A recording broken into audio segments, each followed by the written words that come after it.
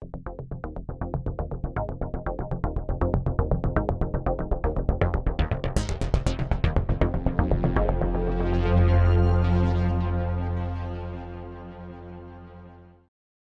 up, guys? So today we are going to talk about something that probably hasn't been talked about quite a bit, and we're going to talk about the similarities between Dior Sauvage, Versace's Dylan Blue, and Bvlgari's Aqva Atlantique.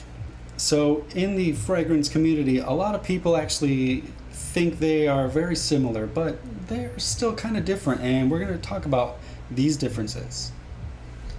So starting off with this guy, this is the original bad boy fragrance that started it all, and this is also known as the Ambroxan Bomb. So Ambroxan in this is quite high. It's actually in the fragrance concentrate formula. It's about 8% of the fragrance concentrate, which is quite high. Industry average use is 2% or less. This one reached out to us like a staggering 8%, and people loved it because it was so different for its time. So again, in this one, you're going to get the fresh opening of bergamot, a nice aromatic lavender sweetness floral, but then you're going to get some pepperiness with this one, specifically pink pepper, black pepper. Now, me personally, I get a ton of pink pepper in this, not so much black pepper. And then in the dry down, you're going to get the cedar wood. I get mostly kind of like a cedar box pencil shaving vibe with this, but all around great fragrance. This is the one that kind of rocked the community and started it all, which now brings me to this guy, Versace Dylan Blue. So a lot of people compare these two side by side and they're like, oh, they're identical, they're the same. Not even close. While they live in the same family, I would say they both are dumb reaches. They both kind of have that anytime, any place, any season, any occasion kind of wear, and they just work. Great for summertime, great for wintertime, office, beach, casual, you name it. They both just work. So the big similarity between these two is going to be the Ambroxan. They both are Ambroxan Bombs. This one maybe just a tad bit less, but still quite up there. Now the biggest difference though is the opening. This one again is going to be a bergamot opening, but it actually has a little bit of grapefruit.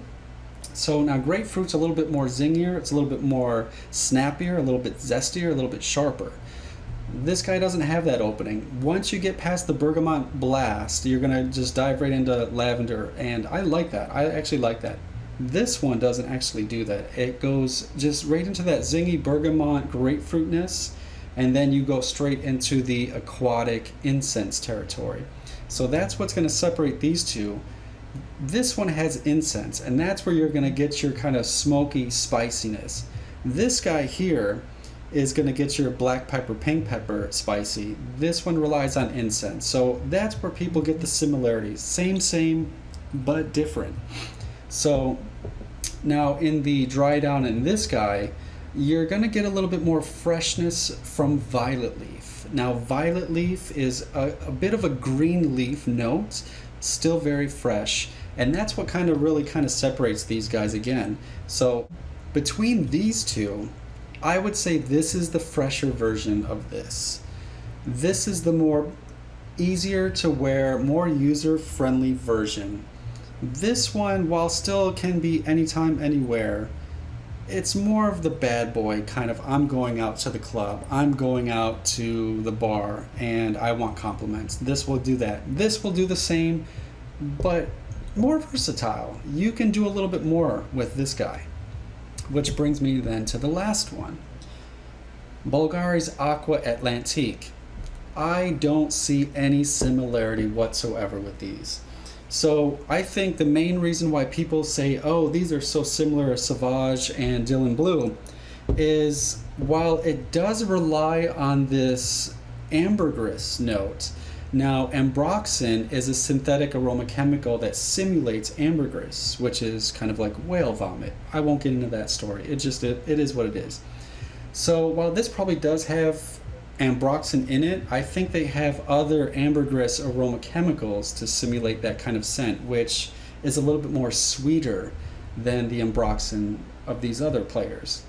So once you get into this guy territory, this is more of your summer aquatic take of these two.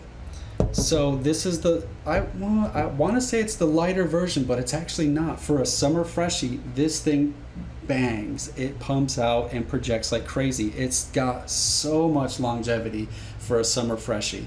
Typically, summer freshies on my skin don't last more than 2-3 hours max. This guy, 7-8 hours all day, no question. So the only similarity I get with this between Sauvage and Dylan Blue is because it's heavily reliant on the ambergris note. It's very ambergris heavy. So that's where people get the similarities. But other than that, there's no similarities beyond that point. There's no pepperiness, there's no spiciness. This is the cleaner version. You're also going to get a little bit of sweetness. I don't know what it is in here, but a lot of people in the fragrance community actually said that this smells kind of like candied gummy bears, and I get that. It's very sweet, it's very sugary, it's very candied. You get that sweet gummy vibe from this with a sweet Ambroxan kind of feel, but it's from ambergris. Other than that, there's no other similarities between this and these other two here. There's no other similarities. Yeah, so I would say between these three, this is your night out fragrance, for sure. This is your dumb reach fragrance that could be used anytime, anywhere, any season. This is your daytime, more leaning for the summer scents.